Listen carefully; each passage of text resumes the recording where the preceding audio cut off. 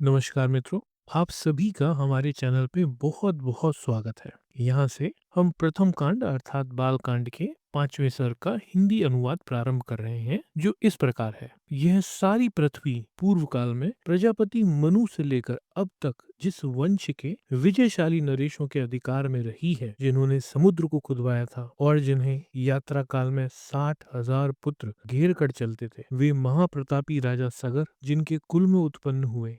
इन्हीं इक्ष्वाकु वंशी महात्मा राजाओं की कुल परंपराओं में से रामायण नाम से प्रसिद्ध इस महान ऐतिहासिक महाकाव्य की अवतारणा हुई है। हम दोनों आदि से अंत तक सारे महाकाव्य का पूर्ण रूप से गान करेंगे। इसके द्वारा धर्म, अर्थ, काम और मोक्ष चारों पुरुषार्थ की सिद्धि होती है।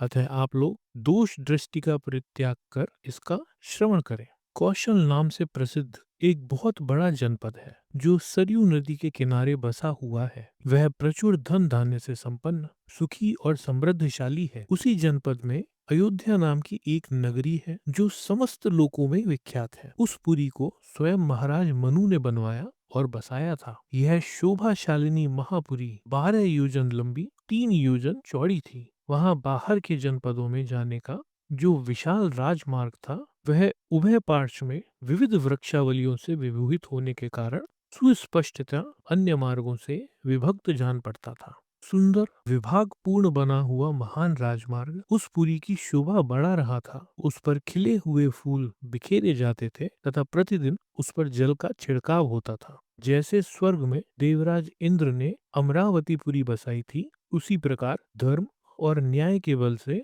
अपने महान राष्ट्र की वृद्धि करने वाले राजा दशरथ ने अयोध्यापुरी को पहले की अपेक्षा विशेष रूप से बसाया था। वह पुरी बड़े बड़े फाटकों और किवाड़ों से सुशोभित थी। उसके भीतर पृथक पृथक बाजारें थी। वहाँ सब प्रकार के यंत्र और अस्त्र शस्त्र संचित थे। उस पुरी में सभी कलाओं के शिल्पी निवास करते थे। स्तुति पाठ करने वाले सूत और वंशावली बखान करने वाले मागध वहाँ भरे हुए थे। वह पुरी सुंदर शोभा से संपन्न थी। उसकी सुषमा की कहीं तुलना नहीं थी। वहां ऊंची ऊंची अट्टालिकाएं थीं, जिनके ऊपर ध्वज फहराते थे।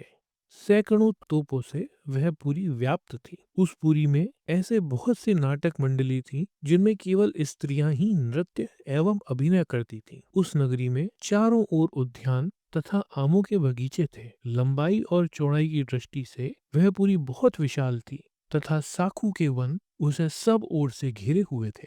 उसके चारों ओर गहरी खाई खुदी हुई थी, जिससे प्रवेश करना या उसे लांघना अत्यंत कठिन था। वह नगरी दूसरों के लिए सर्वथा दुर्गम एवं दुर्जय थी। घोड़े, हाथी, गाय बैल, ऊंट आदि उपयोगी पशुओं से वह भरी पूरी थी।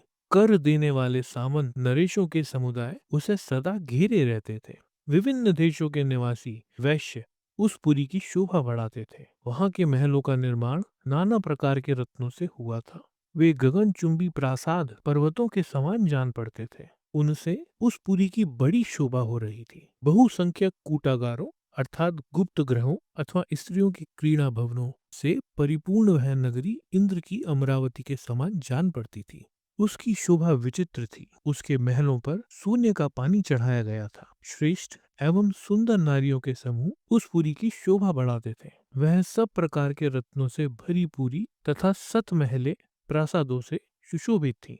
पूर्ववासियों के घरों से उनकी आबादी इतनी घनी हो गई थी कि कहीं थोड़ा सा भी अवकाश नहीं दिखाई देता था। उसे समतल भूमि पर बनाया गया था। वह नगरी जड़हन घान के चावलों से भरपूर थी। वहां का जल इतना मीठा और स्वादिष्ट था, मानो ईख का रस हो अर्थात गन्ने का रस हो। भूमंडल की वह सर्वोत्तम नगरी दुंदुभी, मृदंग, वीणा आदि वाद्यों की मधुर ध्वनि से अत्यंत गूंजती रहती थी। देवलोक में भी तपस्या से प्राप्त हुए सिद्धों के विमान की भांति उस पुरी का भूमंडल में सर्वोत्तम स्थान था। वहां के सुंदर महल बहुत अच्छे ढंग से बनाए और बसाए गए थे। उनके भीतरी भाग बहुत ही सुंदर थे। बहुत से श्रेष्ठ पुरुष उस पुरी में निवास करते थे। जो अपने समूह से बिछुड़कर असहाय हो गया हो, जिसके आगे पीछे कोई भी न हो तथा जो शब्द वेदी बाण द्वारा भेदने योग्य हो अथवा युद्ध से हारकर भागे जा रहे हो, ऐसे पुरुषों पर जो लोग बाणों का प्रहार नहीं करते थे, जिनके सदे सदाए हाथ